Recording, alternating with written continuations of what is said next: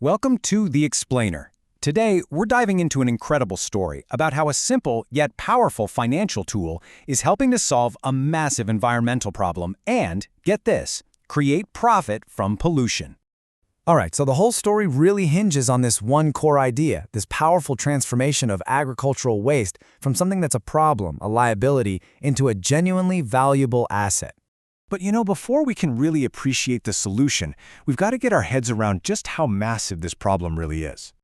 Okay, get this. 500 million tons.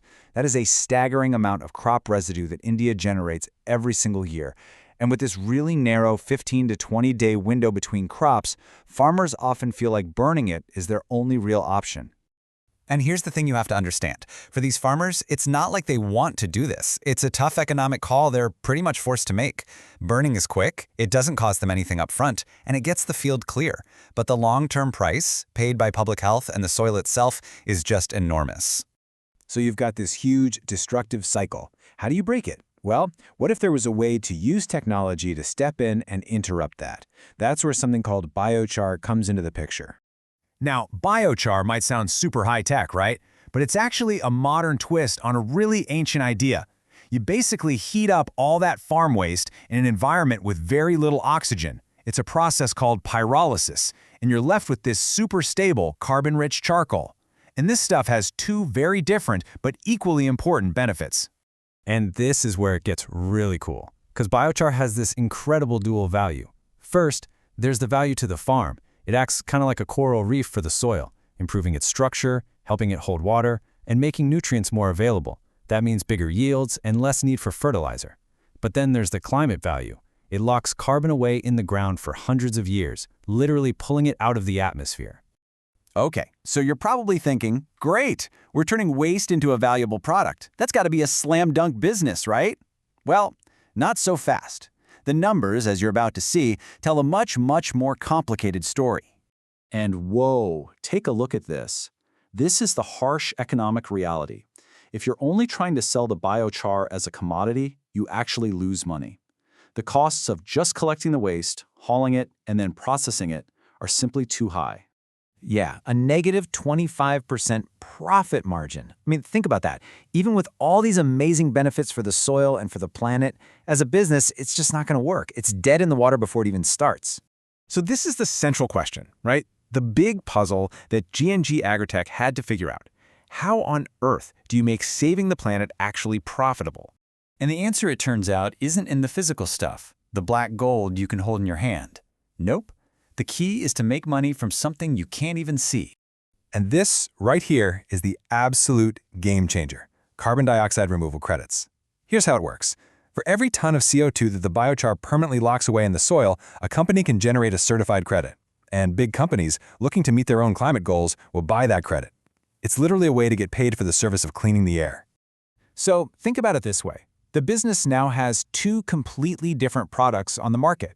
You've got the physical biochar for the farmer's soil, and you've got this certified invisible product, the captured carbon, for the global climate market.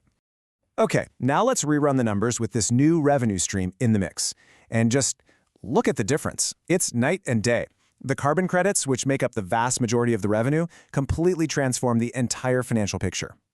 So we go from losing 25 cents on every dollar to making a whopping 52.5% profit. And here's the wild part. The environmental benefit is now the main economic driver. That shift in thinking is absolutely crucial. And this really is the secret sauce. Adopting what they call a carbon-first business model isn't just a nice-to-have, it's non-negotiable. It's the economic engine that makes this entire system go, providing the money to expand and, most importantly, to bring the farmers along for the ride. Okay, so the business model works. Fantastic. But it all falls apart if the farmers, the very people who have the raw material, aren't on board. So how do you get them to join in? How do you win them over? Well, G&G Agritech's strategy is pretty brilliant, actually. They call it phygital, which basically means it's high-touch and low-tech. It's all about building trust on the ground. They show, they don't just tell, with demonstration plots so farmers can see the better yields with their own eyes.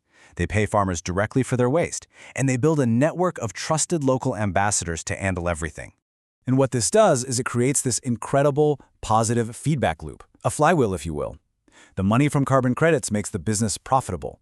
That profit allows them to pay farmers for their so-called waste. The farmers then see for themselves how much better their soil and yields are, which makes them want to provide even more waste. It just keeps feeding itself and getting stronger. And here's the thing. This model isn't just built to be profitable, it's built to grow, and grow fast. I mean, just look at this timeline.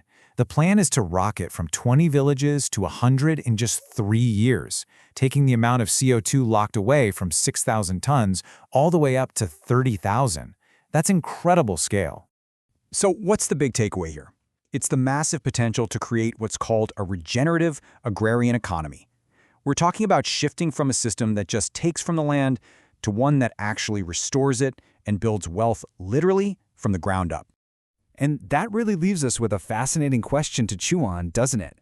What if one of the biggest solutions to climate change isn't hiding in some fancy high-tech lab, but it's been right under our feet the whole time, just waiting for us to reimagine our relationship with the soil?